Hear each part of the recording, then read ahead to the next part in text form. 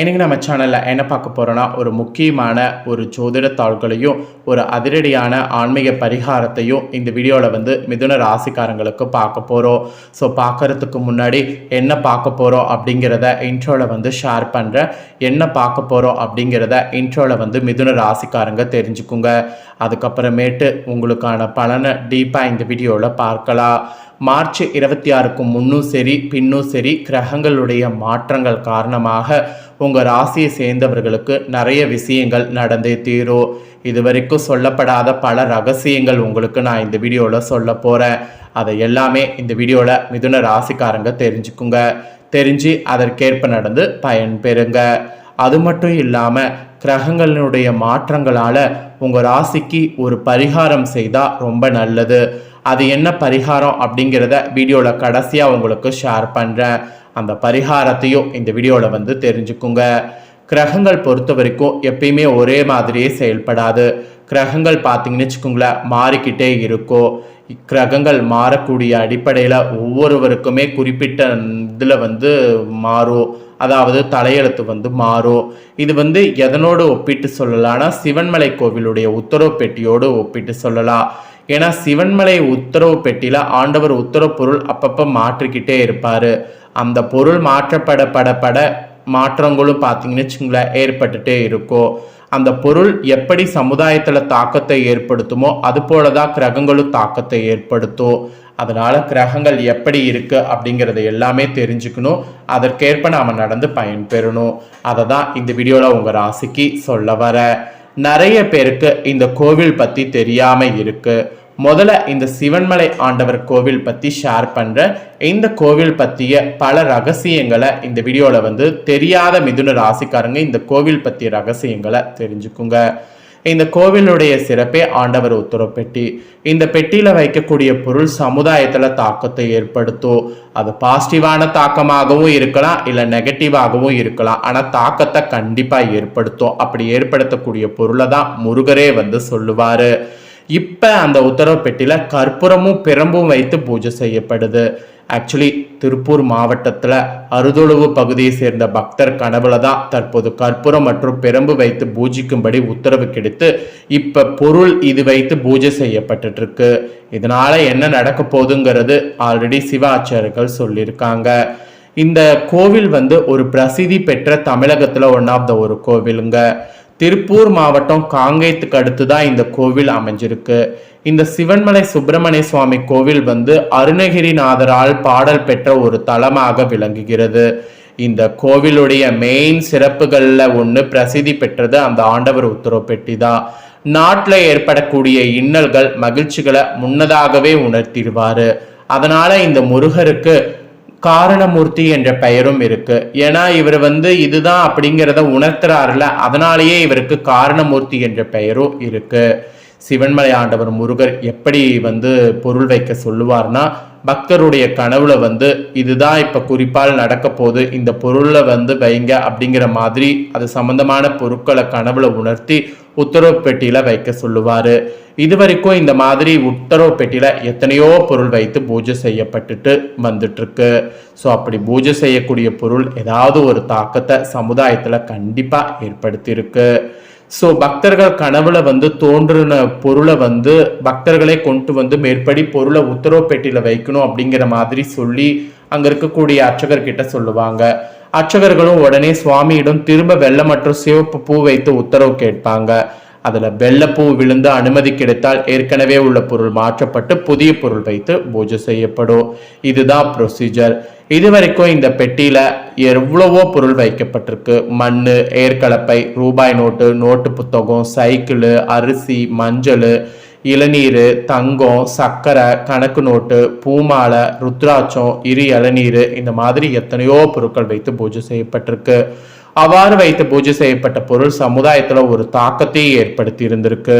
அந்த வகையில கடந்த ஆண்டு 2025 டிசம்பர் மாதம் 17ஆம் தேதி முதல் திருவோட்டுல விபூதி ருத்ராட்சம் வைத்து சிறப்பு பூஜை செய்யப்பட்டிருந்தது.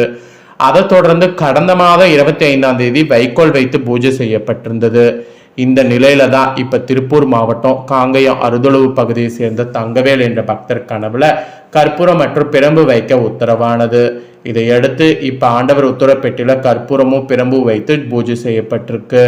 இதை பற்றி கோவில் சிவாச்சாரியர்கள் என்ன சொல்றாங்கன்னா, சிவன்மலை ஆண்டவர் உத்தரப்பெட்டில எந்த பொருள் வைத்து பூஜை செய்யப்படுதோ அந்த பொருள் சமுதாயத்துல ஏதாவது ஒரு வகையில தாக்கத்தை ஏற்படுத்தும். இப்ப இந்த பொருள் வைத்து பூஜை செய்யப்படுதுன்னா அப்ப பெருசா ஏதாவது ஒண்ணு மாற்றம் ஏற்பட போகுது. இப்ப வேற எலெக்ஷன் வேற வந்திருக்கு. ஸோ என்ன மாற்றம் ஏற்படும் அப்படிங்கிறத பொறுத்திருந்து பார்க்கலாம் அப்படிங்கிற மாதிரி சிவாச்சாரியர்கள் சொல்றாங்க.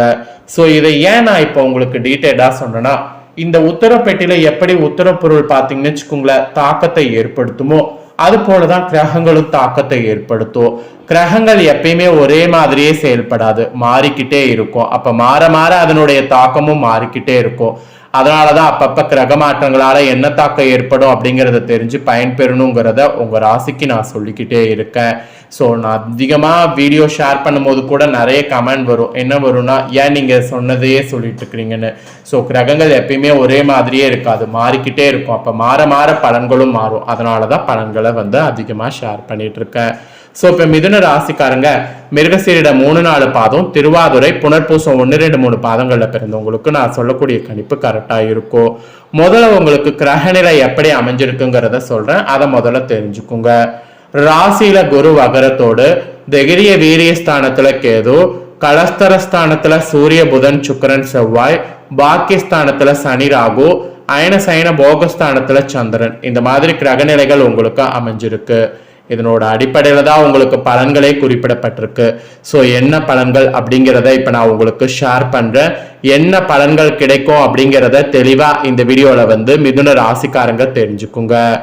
நிதானமாக எந்த முடிவையும் எடுக்கக்கூடிய மிதுன ராசி என்பர்களே, நீங்க கொண்ட கொள்கையில உறுதியாக இருப்பீங்க. இப்படி குணத்தோடு இருக்கக்கூடிய உங்களுக்கு இந்த டைம் பணவரவு மன மகிழ்ச்சியை தரக்கூடிய விதத்துல அமையும். நீண்ட நாட்களாக இருந்த பிரச்சனைகள் மொத்தமாக குறையும். மறைமுக எதிர்ப்புகள் நீங்கும். எந்த ஒரு காரியமும் இனி உங்களுக்கு சாதகமாக முடியும். விருப்பமானவர்களோடு சந்திப்பு கூட ஏற்படும். சுக்கரனுடைய சஞ்சாரத்தால் வாக்குவன்மையால் நன்மை கிடைக்கும். நோய் நீங்கி உடல் ஆரோக்கியம் கூட உங்களுக்கு உண்டாகும். இந்த மாதிரி பெரிய பெரிய மாற்றங்கள் ஏற்படும். இதுல தொழில் வியாபாரம் செய்யக்கூடியவங்களுக்கு திட்டமிட்டபடி சிறப்பாக நடக்கும். பழைய பாக்கிகள் வசூலாகும். எதிர்பார்த்த நிதி உதவி எதிர்பாராத வகையில தொழில கிடைக்கும். அரசாங்கம் மூலம் நடக்க வேண்டிய காரியங்கள் சாதகமான நிலை காணப்படும். அதோடு உத்தியோகத்துல இருப்பவர்களுக்கு வேலை பளு வீண் அலைச்சல்கள்லாம் குறையும். எதிர்பார்த்த அதிகாரம் அந்தஸ்தெல்லாம் கிடைக்கும். சாமர்த்தியமான பேச்சாற்றல் எல்லாவற்றையும் சமாளிக்க முடியும். உத்தியோகத்துல குடும்பத்துல கூட நிம்மதியானது உண்டாகும். கணவன் மனைவிக்கு இடையே நெருக்கமானது அதிகரிக்கும். வீட்டுக்கு தேவையான பொருட்கள் வாங்குறதா இருந்தா வாங்கலாம். பிள்ளைகள் மூலம் மன மகிழ்ச்சியானது ஏற்படும். அதே நேரத்துல அவர்களால ஒரு பக்கம் செலவு வரும். பெண்களுக்கு உங்களுடைய முயற்சிகளுக்கு இருந்த முட்டுக்கட்டைகள் அகலும். எடுத்த காரியத்தை சிறப்பாக செய்து முடிப்பீங்க. கையில காசு பொருளும் அந்த மாதிரி ஒரு பாசிட்டிவாக இருக்க போகுது. கலைத்துறையில இருக்கிறவங்களுக்கு கூட உடன் பணிபுரிவர்கள் வீண் வாக்குவாதங்கள்ல ஈடுபடலாம். எனவே எல்லாத்துக்குமே கவனமா இருப்பது நல்லது. சாதுரியமான பேச்சின் மூலம் காரிய வெற்றி உண்டாகும். பிரிந்து சென்றவர்கள் மீண்டும் தேடி வரலாம். மற்றவர்களை திருப்தி அடைய செய்யக்கூடிய வகையில உங்களுடைய செயல்கள் இருக்கும். டெக்னிக்கல் சார்ந்த துறையில தொட்டது எல்லாம் துளங்கும். அதோடு அரசியல் துறையில இருக்கிறவங்களுக்கும் முக்கிய நபர்களுடைய உதவி கிடைக்கும். தன்னம்பிக்கையானது அதிகரிக்கும். விடாமுயற்சியோடு ஈடுபட்டீங்கன்னா காரியங்கள்ல வெற்றி பெறுவீங்க. விருப்பங்கள் கைகூடும். அடுத்தவரை அதிகாரம் செய்யும் போது கவனம் தேவை. வீண் பகை ஏற்படலாம். ராசியாதிபதி புதன் ராகுவுக்கு திரிகோணம் பெறுவதால் மற்றவர்களுக்கு பொறுப்புகளை ஏற்காம இருப்பது நல்லது. வீண் அலைச்சல் ஏற்படலாம். அப்புறம் மாணவர்களுக்கு கூட கல்வி பற்றிய பயமானது நீங்கும். எதிர்காலம் பற்றிய திட்டம் தோன்றும்.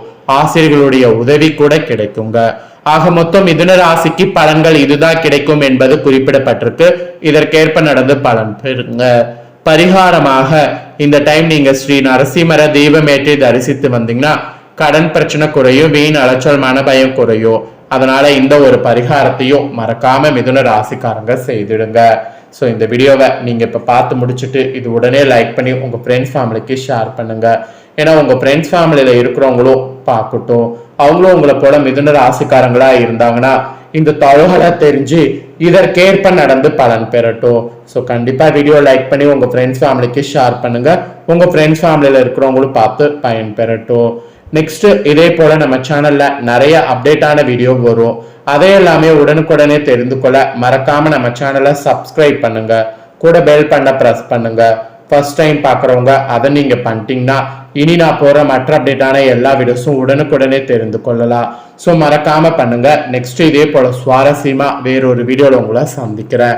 சப்ஸ்கிரைப் பண்ணுங்க, பெல் பண்ண பிரஸ் பண்ணுங்க.